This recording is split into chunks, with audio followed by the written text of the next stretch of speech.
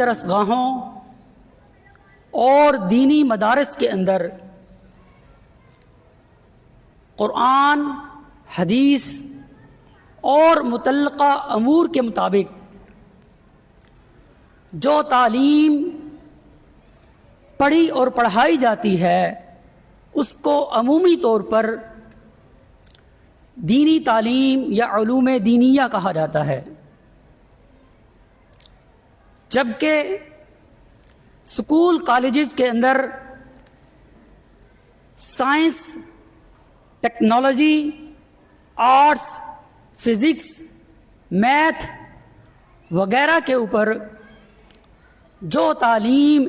سیکھی اور سکھائی جاتی ہے اس کو عصری تعلیم کہا جاتا ہے، اور یہ وہ تعلیم ہوتی ہے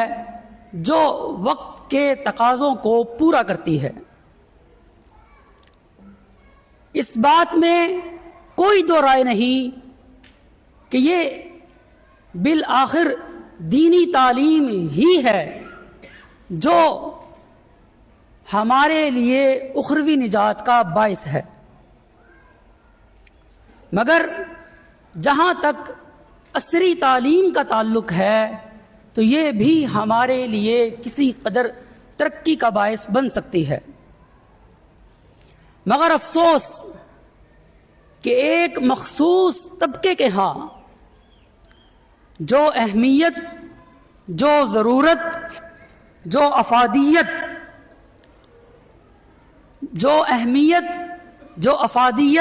اور جو ضرورت عصری تعلیم کو دی جاتی ہے، وہ اہمیت اور وہ افادیت دینی تعلیم کو نہیں دی جاتی، جبکہ اللہ کے رسول صلی اللہ علیہ وسلم کا ارشاد ہے خیرکم من تعلم القرآن وعلمہ، کہ تم میں سے بہتر وہ شخص ہے کہ جو قرآن سیکھتا ہے اور اسے سکھاتا ہے، کہ قرآن کی تعلیم حاصل کرنے والا اور اس کی تعلیم کو آگے سکھانے والا یہ تم میں سے بہتر شخص ہے، جبکہ معاشرے کی یہ روش بن چکی ہے کہ ہمارے ہاں بہتر شخص اس کو تصور کیا جاتا ہے جو سکول کالجز کے اندر جاتا ہے، جو یونیورسٹیز کے اندر جاتا ہے، جو ڈاکٹر اور ایک انجینئر بنتا ہے، اس کو تو اہمیت اور افادیت دی جاتی ہے، مگر ایک دینی درسگاہ کے اندر پڑھنے والے طالب علم کو وہ اہمیت اور وہ افادیت نہیں دی جاتی۔ اسی طرح دوسری طرف وہ طبقہ ہے کہ جس کے نزدیک دینی علوم کے علاوہ کچھ بھی سیکھنا سکھانا ان کے لیے فتنے کا باعث بن سکتا ہے، جبکہ اللہ کے رسول صلی اللہ علیہ وسلم نے بدر کے قیدیوں کے متعلق ان کا فدیہ یہ مقرر فرمایا تھا کہ وہ مسلمین کے لوگوں کو لکھنا اور پڑھنا سکھائیں۔ اب میں یہ سوال کرتا ہوں کہ یہ کفار کا مسلمین کو پڑھنا اور لکھنا سکھانا کیا یہ ایک وحی کے مطابق تھا؟ کیا یہ وحی کا علم تھا؟ کیا یہ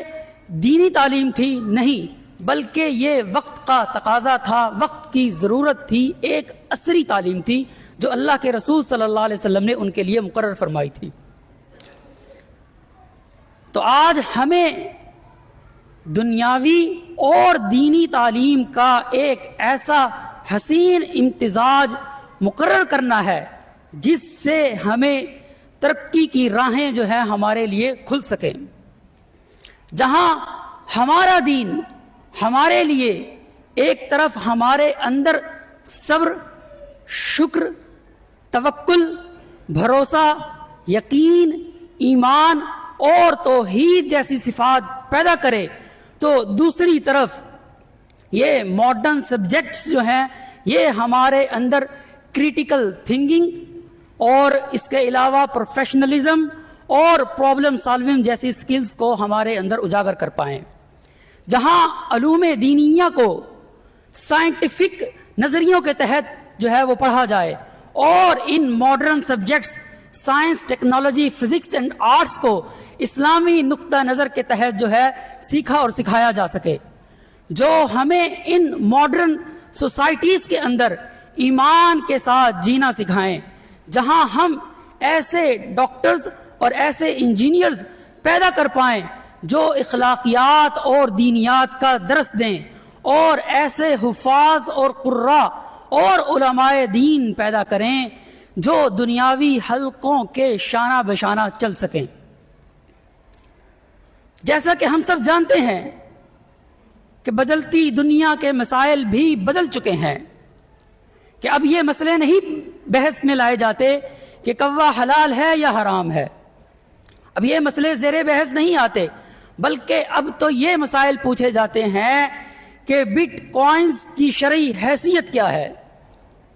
کہ آخر یہ جو آرٹیفیشل انٹیلیجنس ہے اور ورچوئل ریئلٹیز ہیں، ہمارے لیے اسلام کے اندر یہ کیا نئی راہیں پیدا کر رہے ہیں۔ اب تو یہ مسائل زیر بحث آتے ہیں۔ یہ تبھی ممکن ہوگا، تبھی ان تمام کے تمام سوالوں کا جواب دینا ہمارے لیے ممکن ہو پائے گا جب ہم دنیاوی تعلیم کے ساتھ ساتھ دینی تعلیم کو بھی اپنے اوپر جو ہے لازم قرار دے دیں۔ اگر ہم ایسا نہیں کریں گے تو ہم وقت کے ساتھ نہیں چل پائیں گے۔ اب ان میں سے بہت سی باتیں ایسی ہیں جو میں اصطلاحات استعمال کر رہا ہوں، ان میں سے بہت سی اصطلاحات ایسی ہیں جو بہت سے لوگوں کو سمجھ نہیں آ رہی ہوں گی۔ اس کی بھی سب سے بڑی وجہ یہی ہے کہ ہم نے وقت کے ساتھ بہنا نہیں سیکھا، وقت کے دھارے کے ساتھ ہم نے بہنا جو ہے وہ نہیں سیکھا، اور زمانے کی کروٹ کے ساتھ ہم نے کروٹ نہیں لی۔ مگر اب ضرورت اس امر کی ہے کہ ہم لوکل لینگویج اور ریلیجس لینگویج کے ساتھ ساتھ اب انٹرنیشنل لینگویج جو ہے انگلش، اس کو بھی ہم فروغ دیں، اس کو بھی ہم اپنا جو ہے وہ اپنا اوڑھنا اور بچھونا بنا لیں۔ آج مغرب ہیومن رائٹس، اخلاقیات اور حقوق نسواں کی بات کرتا ہے، اور اسلام کے اوپر اس نے دہشت گردی کا لیبل لگا چکا ہے۔ جب ہم یہ انٹرنیشنل لینگویج کو، جب ہم انگلش کو، جب ہم اس کو اپنا اوڑھنا بچھونا بنا لیں گے، جب ہم اس کو اپنی ضرورت بنا لیں گے، تب کیا ہوگا؟ جہاں نہ صرف ہمارے لیے جاب کے نئے مواقع میسر آئیں گے، بلکہ ہماری تبلیغ، ہماری دعوت گلوبل سطح پر پہنچ پائے گی، اور ہم ان لوگوں کو یہ بتا پائیں گے کہ یہ ہیومن رائٹس کی جو تم بات کرتے ہو، یہ اخلاقیات کا جو درس تم ہمیں دیتے ہو، جو حقوق نسواں کی تم ہم سے باتیں کرتے ہو، ان سب باتوں کے اوپر ہمارے رسول صلی اللہ علیہ وسلم 1400 سال پہلے ہم ان سب باتوں کو بہت بہتر انداز سے ہمیں بتا چکے ہیں، اور ہم انہیں پھر بتائیں گے کہ یہ اسلام دہشت گردی کا مذہب نہیں ہے، دہشت گردی کا کوئی دین نہیں ہے، بلکہ اسلام تو وہ دین ہے کہ جس کا نام ہی اسلام ہے، کہ اسلام سلامتی والا مذہب، سلامتی والا دین، کہ یہ اسلام جو ہے سلامتی سے ہے، کہ ہم انہیں بتا سکیں گے کہ یہ تو امن کا درس دینے والا، پیس والا ہے، پیس کا مذہب ہے، پیس کا دین ہے۔ آپ اس کو کس طرح سے کہہ سکتے ہیں کہ یہ دہشت گردی کا سبق دیتا ہے، دہشت گردی کا جو ہے یہ ہمیں درس دیتا ہے؟ جب ہم ان تمام باتوں کے اندر، جب ہم ان تمام باتوں کے اندر آئیں گے، تبھی ہم ان تمام باتوں کا جو ہے وہ جواب صحیح طور پر، احسن طور پر دے پائیں گے۔ اب میں آخر کے اندر اس بات کی طرف توجہ دلاتا ہوں کہ ہمارے مدارس کے اندر پڑھنے والے بچے کتنے ہیں؟ یہ 10 یا 12 15 جو ہیں طلباء ہیں جو ہمارے پاس پڑھنے کے لیے آتے ہیں۔ پوری دنیا کا مرکز ہے، اور اتنی کم تعداد جو ہمارے پاس پڑھنے کے لیے آتی ہے۔ اب ہم دیکھیں کہ ہم ان کی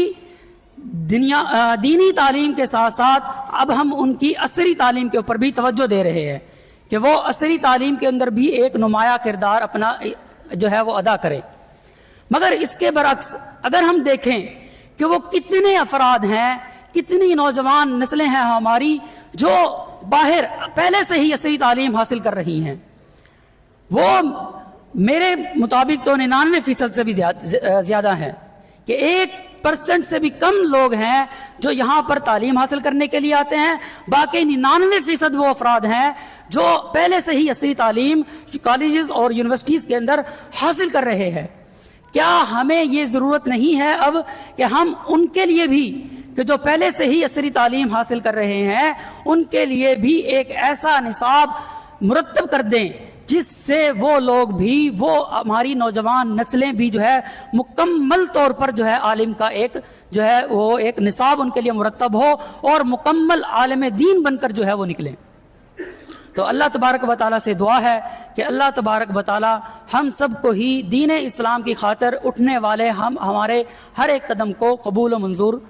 جو ہے وہ فرمائے۔ اقول قولی ھذا لی ولکم استغفر اللہ استغفر اللہ۔